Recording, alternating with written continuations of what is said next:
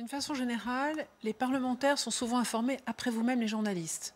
Parce que sinon, si nous sommes informés avant, il y a toujours un petit malin qui se croit autorisé à pouvoir vous donner l'information.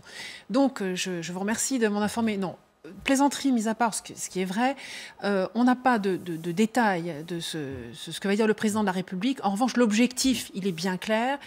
C'est de nous dire ce qu'on doit faire demain et que pendant de longues semaines, c'est ce que nous faisons déjà, et pour beaucoup d'entre nous depuis longtemps, c'est mettre de la distance, c'est ce qu'on fait là ici entre nous dans le studio, c'est porter notre masque le plus souvent possible, c'est nous laver les mains, c'est utiliser le gel hydroalcoolique, et ça va continuer. Maintenant, dans quelles circonstances on va l'adapter pour pouvoir vraiment être sûr? J'ai bien aimé votre expression tout à l'heure, l'émission précédente, chacun dans sa bulle. C'est un peu sévère, on n'est pas complètement isolé, mais effectivement, s'assurer... On y va doucement.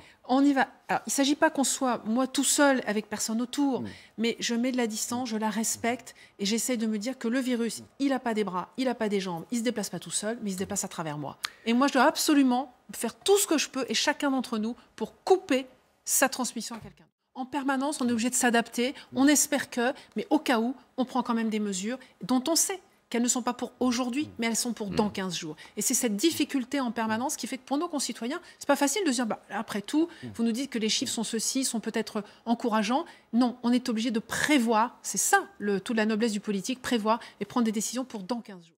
Permettez-moi, je ne suis pas d'accord avec cette approche. Je comprends qu'elle puisse être perçue comme cela. Mais chaque décision a été prise sur la base des informations que nous avions. Et on a dit tout à l'heure, la situation, la décision que nous prenons, elle n'a d'effet que 15 jours plus tard. C'est facile après de se retourner derrière soi et dire « Ah, il y a 15 jours, on aurait dû faire ci, on aurait dû faire ça ». C'est trop facile, on fait des projections, on fait les meilleures hypothèses possibles. Oui. Deuxième élément, on a, et j'entendais encore ce matin un spécialiste le dire, des décisions qui sont interministérielles et qu'on essaye d'équilibrer, vous l'avez souligné, entre la santé, la protection notamment des plus fragiles, la protection de notre système de santé, s'assurer que tout le monde puisse se soigner, quelle que soit la maladie, pas seulement celle-là, et enfin, la capacité de travailler, car comme vous le disiez, c'est à travers le travail qu'on finance tout le reste.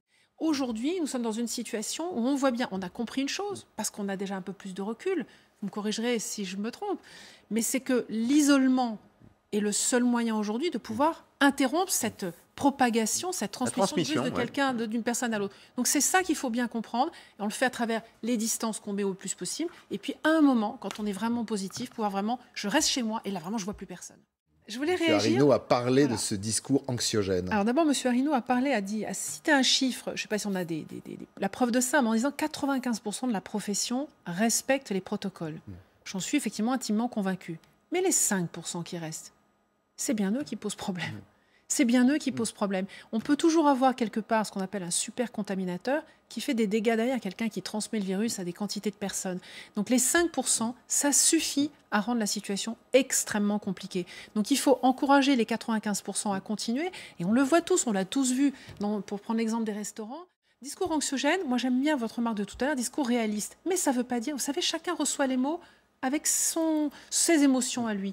Il y a des discours, moi je peux le trouver réaliste, et je comprends que pour mon voisin, ça puisse être un discours anxiogène. L'objectif, réaliste ou anxiogène, c'est de responsabiliser chacun, leur dire nous sommes chacun un maillon de la chaîne, chacun en a un rôle à jouer. On ne voit peut-être pas le virus, on ne le voit pas d'ailleurs, il n'est peut-être pas proche de moi, mais je peux à tout moment, sans le savoir, être un vecteur de sa contamination. Donc je me responsabilise, je m'oblige à porter le masque, à laver les mains, à mettre le gel hydroalcoolique, à ne pas aller voir mes parents, mes grands-parents âgés ou des personnes fragiles. Si, hier, avant-hier, j'ai eu un rassemblement de plusieurs personnes, des collègues de bureau, des copains, peu importe, on était une petite dizaine.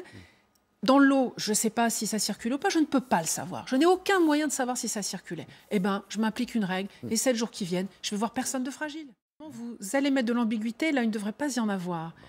Parce que vous avez prononcé le mot de reconfinement. C'est justement pas ce qui va se passer. Non, je dis, le couvre-feu n'est pas un reconfinement. Pour éviter le reconfinement. Il faut être très clair, le couvre-feu n'est pas un reconfinement. L'idée de reconfinement partiel... Non, il n'y a pas. L'objectif, on veut préserver les 3 piliers qui sont la santé, notre système de santé dans son ensemble, nos plus vulnérables et notre force de travail qui nous permet de financer les 2 précédents.